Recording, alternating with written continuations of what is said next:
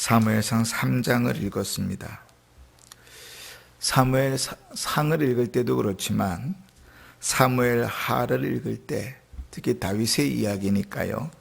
그 속에서 하나님이 다윗의 인생 가운데서 성도를 향한 어떠한 가르침이 있는가 하는 것을 우리가 또 배워야 될 것이고, 또 하나는 하나님께서 당신의 뜻을 어떻게 이루시는가 하는 모습을 다윗의 인생 가운데서 보아야 할 것입니다. 그저 옛날 이야기 정도로, 재밌는 이야기 정도로 치부해버리면 그 속에서 주께서 우리를 인도해 가시는 그 은혜는 맛보지 못할 것이거든요.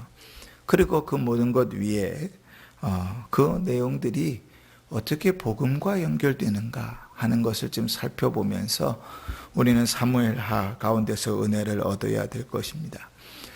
다윗 하면 우리는 참 존경하는 사람이고, 사람들은 다 다윗과 같은 신앙을 가지기를 그렇게 간절히 바라지만, 오늘 우리가 읽은 성경의 본문을 보면 다윗의 신앙은 그렇게 신실한 것 같지는 않습니다.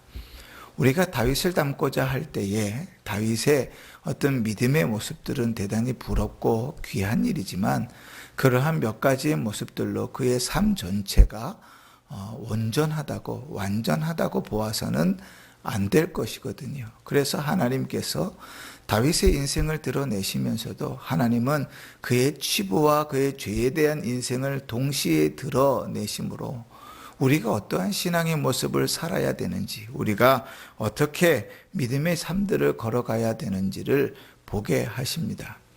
우리가 잘 아는 것과 같이 시편을 쭉 읽으면서 다윗이 얼마나 하나님 앞에 신실한 믿음을 가지고 있었는지는 잘 압니다. 그러나 오늘 우리가 읽은 본문에서 다윗의 두 가지의 실상들을 좀 보면서 우리의 신앙의 모습들과 좀 비교해보고, 하나님께서 우리에게 어떠한 삶을 요구하시는지, 그 가운데 그리스도의 복음은 어떠한 역할들을 하는지를 지금 살펴보며 은혜를 받기를 원합니다. 첫 번째 다윗의 신앙의 실상은 무엇인가 하면 3절 말씀에 나와 있습니다. 3절에 보시면, 둘째는 길리압이라 갈멜 사람 나발의 아내였던 아비게일의 수생이요, 셋째는 압살롬이라 그슬 왕 달메의 딸 마아가의 아들이요, 이렇게 기록됩니다. 우리가 어제 사무엘하를 읽었지만 사무엘하 2장 2절에 보면 다윗의 아내는 두 사람만 기록되고 있지요. 오늘 성경에 있는 것처럼 첫째 아들을 낳았던 아히노엠과 둘째 아들을 낳았던 나발의 아내였던 아비가일, 그 두 사람이 다윗의 아내로 기록됩니다. 그런데 그 사이에 이제 다윗이 유다의 왕이 되고 헤브론에서 나라를 다스리면서 그 헤브론에서 자식들 6을 낳았다고 기록하고 6 아들에 대한 이름이 기록된 겁니다. 근데 세 번째 기록된 이제 아들이 누군가 하면 압살롬입니다. 이 압살롬이 누구의 딸인가? 그슬 왕 달메의 딸이라고 기록됩니다. 이 부분이 왜 다윗의 신앙의 치명적인 문제 중에 하나라고 생각이 되냐면, 그술이 누구인가 하는 데서부터 시작됩니다. 여러분, 구술은 누구인가 하면 다윗이 시글락성에 내려갔잖아요. 시글락성에서 살면서 차마 유다를 노략질할 수는 없었습니다. 그래도 유다의 왕으로 기름 부음 받았던 자이지 않습니까? 그리고 닭의 동족이니 유다를 침략해서 사람들을 죽이고 또 그들의 재물을 빼앗아 올 수는 없었죠. 그래서 다른 민족들을 쳐들어가서 그들을 침략하고 그들을 완전히 죽이고 돌아왔습니다. 다윗은 치밀해서 단 한 사람도 살려두지 않았다 그랬지요. 그런데 사무엘상 27장에 보면 그가 침략하던 나라들 중에 그술이 있습니다. 자, 다시 내용들을 정리해 보십시다. 다윗이 유다의 왕이 되어서 가장 먼저 한 일이 무엇인가? 그술과 정략 결혼을 한 것입니다. 자, 그러면 생각해 보십시다. 다윗의 신앙은 어떤 신앙이지요? 전쟁은 하나님께 속했다고 고백했던 신앙입니다. 그런데 그가 왕이 돼서 가장 먼저 한 결혼이 뭐라고요? 정략 결혼입니다. 정략 결혼은 왜 합니까? 자기의 왕위를 보존하기 위해서 하는 거죠. 자기의 세력을 견고하기 위해서 하는 겁니다. 이스라엘은 여전히 사울의 아들이 왕이 되어져서 남은 11개, 12개 민족의 왕이 되어져 있고 자기는 고작 유다 작은 지파의 왕일 뿐이거든요. 사실은 이스라엘과 유다가 싸운다는 것은 생각할 수 없는 일입니다. 수적으로 완전히 불리한 싸움이니까요. 그러니까 다윗은 7년 6개월 동안 헤브론에서 다스리면서 그가 제일 먼저 했던 일이 정략 결혼이라. 그의 신앙과 그의 행보가 전혀 맞지가 않습니다. 여기서 대단히 다윗의 신앙의 실망적인 부분이 드러나는 것입니다. 두 번째는 그가 이제 다윗의 사울 집안의 장군이었던 아브넬과 계약을 체결하는 것입니다. 오늘 우리가 성경에 보시면 1절에 시작할 때에 다윗의 집안은 점점 흥하여지고 사울의 집안은 점점 쇠하여진다 이렇게 시작하지요. 그러면서 6절 이하에 보면 사울의 집안이 쇠하여져 간다는 표징을 어떻게 내고 있냐면 왕이 서 있는데 이스보셋이라는 왕을 보좌하는 아브넬이라는 장군이 왕을 능가하는 권력을 가지고 있습니다. 어느 정도인가? 첫 번째, 이 장군이 이스보셋의 아버지 사울이 첩이 있었는데 그 첩과 통간을 합니다. 있을 수 없는 일이죠. 그런데 두 번째, 그 일에 대하여 왕인 이스보셋이 책망을 하는데 그 왕을 향하여 저주를 퍼붓습니다. 그리고 세 번째, 그 왕을 배반하고 다윗과 언약을 맺으러 다윗에게 갑니다. 그 일을 위하여 이스라엘의 장로들을 다 따라다니면서 만나고 베냐민 사람들을 만나서 설득하여 나라를 다윗에게 넘겨주려 합니다. 물론 그가 내세우는 명분은 이미 하나님께서 다윗에게 그 모든 나라를 주셨다라는 것이지요. 10절에 보면 하나님이 단에서부터 브엘세바까지 이렇게 표현하고 있는데 그것을 다 다윗에게 주었다 했는데 브엘세바는 우리가 너무나 잘 알지요. 요즘 창세기를 주일마다 강의하고 있으니까요. 브엘세바는 가나안 땅의 가장 남쪽 끝에 있는 아브라함이 아비멜렉과 언약을 맺어서 얻은 우물이 브엘세바였죠. 그죠? 그 남쪽 가장 끝의 경계입니다. 단은 가나안 땅의 가장 북쪽의 끝의 경계입니다. 그러니까 단에서부터 브엘세바까지라는 말은 가나안 전체를 다윗에게 주었다는 말이죠. 그러나 이 아브넬은 그 하나님을 향한 신앙을 가지고 있지 않습니다. 하나님의 말씀을 이루려고 자기의 인생을 헌신한 자도 아닙니다. 단순히 야욕만 가지고 있는 사람입니다. 내가 사울의 아들 이스보셋을 섬기느니 차라리 다윗을 섬겨서 하나님의 뜻대로 그의 밑에 있는 것이 자기에게는 훨씬 더 유익하다고 생각하는 것이죠. 그러면 여러분, 그 모든 사실을 다윗이 몰랐겠습니까?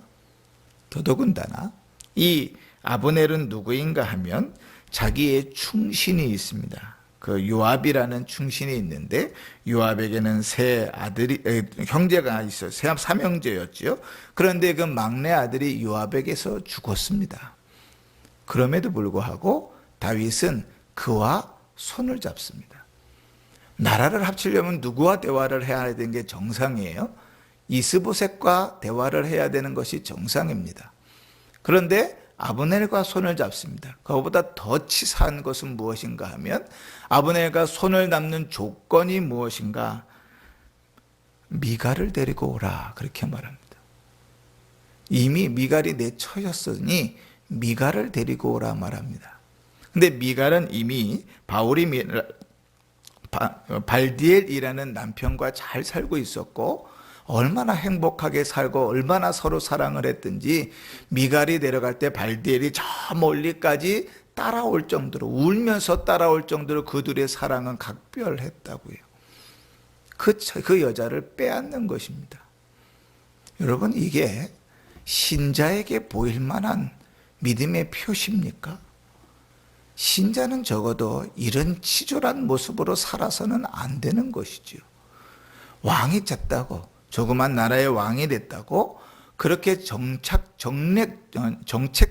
정략적으로 살아서도 안 되는 것입니다. 더더군다나 다윗은 전쟁이 하나님께 있음을 고백했고 하나님께서 자기를 기름 부어 왕을 세우셨다는 것을 알고 하나님이 자기를 왕으로 삼으실 것을 아는 자로서는 더더군다나 이러한 방법에 손을 대어서는 안 됩니다. 시편 1편에 말하는 것처럼 복 있는 사람은 악인과 함께 자리에 서거나 가거나 앉지 않는 것이거든요. 그런데 오늘 우리가 읽은 3장 말씀에서만 다윗은 그렇게 두 가지의 모습을 보이므로 그의 신앙이 입으로 말하는 것과 살아가는 것이 이율배반적이라 하는 모습을 드러냅니다. 그러면 여러분 이렇게 생각해 보십시다. 우리가 다윗의 신앙을 담기를 원한다. 그럴 때 이러한 다윗의 모습이 우리에게 위로가 된다면 우리는 신앙생활을 잘못하고 있는 것입니다. 하나님은 우리에게 그것을 원하지 않으십니다. 다시 말해서 입으로 말하는 신앙과 살아가는 삶의 신앙이 정반대라면 그 신앙이 전혀 어우러지지 않는데 그런 다윗을 보면서 내가 존경하는 다윗도 그렇게 살았으니 나도 이 땅을 이렇게 살아가는 것이 맞다고 위로를 받는다면 그것은 성경을 너무 잘못 읽고 있는 것이죠. 하나님은 다윗의 그런 인생을 드러내시면서 완벽한 인생이 없음을 우리에게 보여주십니다. 다윗의 인생이 완벽하다면 그에게 중보자 예수 그리스도가 필요하겠습니까? 다윗이 그렇게 완벽한 인생을 살았다면 우리가 그렇게 완벽한 인생을 살 수 있다는 것일진데 우리에게 구주 예수 그리스도께서 필요하시겠습니까? 하나님은 우리에게 다윗의 삶을 통하여 하나님 앞에 신실한 마음으로 서 있을지라도 그 삶이 그렇게 되지 않을 수 있다는 여지를 너무나 자명하게 보여주시는 것입니다. 그 절정이 우리가 너무나 잘 아는 다윗이 밧세바와 간음한 사건이지 않습니까? 다윗의 인생은 그렇게 온전하지 못합니다. 그러니 사랑하는 성도 여러분, 우리가 다윗과 같은 믿음을 가지고 살아야지 하는 신앙의 자세가 아니라 우리는 어떻게 보면 다윗과는 다르게 살아야지 라는 신앙의 자세를 가져야 됩니다. 다윗보다는 조금 더 내가 말하는 것과 행동이 일치하도록, 다윗과는 조금 더 내가 말하는 신앙과 내가 살아가는 신앙이 같도록 살아야 되는 것입니다. 사람들도 그 사람의 삶을 보면서 말하는 것과 삶을 보면서 판단할 줄 압니다. 사람들이 우리의 신앙을 이미 다 판단하고 있습니다. 이야기하지 않을 뿐이지요.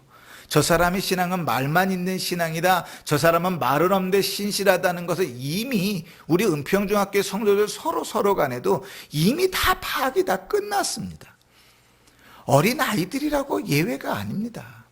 어린 아이들도 권사님들의 신앙을 보면서 이미 판단이 끝났고 어른들도 어린 아이들의 신앙을 보면서 자라나고 있는 아이들이긴 하지만 이미 그들의 신앙의 판단이 끝났을 겁니다. 그렇게 우리는 눈으로 보여집니다. 그럼 그것을 뭘로 확인하겠습니까? 그의 말과 삶으로 확인하는 것이죠. 그게 말하는 삶이 신실하다 할지라도 그의 말하는 것이 신실하다 할지라도 그의 삶이 그 말하는 것과 같이 가지 않으면 그 인생을 인정받지 못하는 것이죠. 오늘 다윗의 모습이 그러한 약점들을 보여주는 것입니다. 분명히 다윗은 하나님의 마음에 흡족한 사람임이 맞습니다. 그러나 제가 늘 강조하지만 다윗이 하나님의 마음에 흡족하고 주님 손에 쓰임을 받았던 것은 그가 잘못을 하거나 죄를 짓지 않아서가 아니라 하나님께서 그에게 회개할 기회를 주셨을 때 하나님 앞에 회개할 수 있었던 자이기 때문입니다. 아무리 엄청난 죄를 지었다 할지라도 하나님 앞에 무릎 꿇을 수 있었던 자, 하나님의 말씀이 들려졌을 때 그 말씀에 아멘 할 수 있었던 자이기에 다윗의 신앙의 위대함은 거기에 있는 것입니다. 하나님의 말씀에 귀를 가리고 있는 자에게는 절대로 회개할 기회가 없으니 그가 하나님 앞에서 흡족한 사람이 될 리는 없는 것이지요. 그러니 사랑하는 성도 여러분, 우리의 삶을 돌아보면서 다윗과 같이 돼야지 그런 단순한 신앙의 생활로 살지 마십시다. 성경을 읽으면서 아주 무식하고 단순하게 다윗의 신앙 하나 딱 보고 그 전체의 인생을 평가하지 마십시다. 내 인생도 그렇게 살지 못하는데 남의 인생을 보면서 그렇게 단순하게 이야기하지 마십시다. 오히려 다윗을 닮아야지가 아니라 다윗과는 조금 다르게 살아야지. 다윗의 신실한 모습은 열심히 닮아갈지라도, 다윗이 주 앞에 회개하고 무릎 꿇는 모습은 열심히 닮아갈지라도, 그가 자기의 말과 자기의 신앙과 이율배반적으로 반대로 살아가는 삶의 모습은 적어도 내 인생에선 거두어내야지. 오히려 이러한 삶이 오늘 주님께서 말씀을 통하여 우리에게 원하시는 삶일 것입니다. 사랑하는 성도 여러분, 주의 말씀을 우리에게 허락하신 것은 그 말씀을 따라 우리의 삶이 서기 위함입니다. 오늘 다윗의 치부를 드러내심은 하나님께서 우리에게 그것으로 우리의 치부의 위로를 받으라 함이 아니라 우리로 그 길을 걸어가지 말라 하시는 주님의 뜻인 줄을 믿고 우리의 삶을 돌아보아서 다윗과는 조금 다르게 우리의 신앙의 삶들을 살아갈 수 있길 바랍니다. 그래서 오늘 하루의 우리의 삶들도 우리가 아는 대로, 우리가 말하는 대로, 우리가 믿는 대로 살아가는 은혜가 있기를 주의 이름으로 축원합니다. 아멘.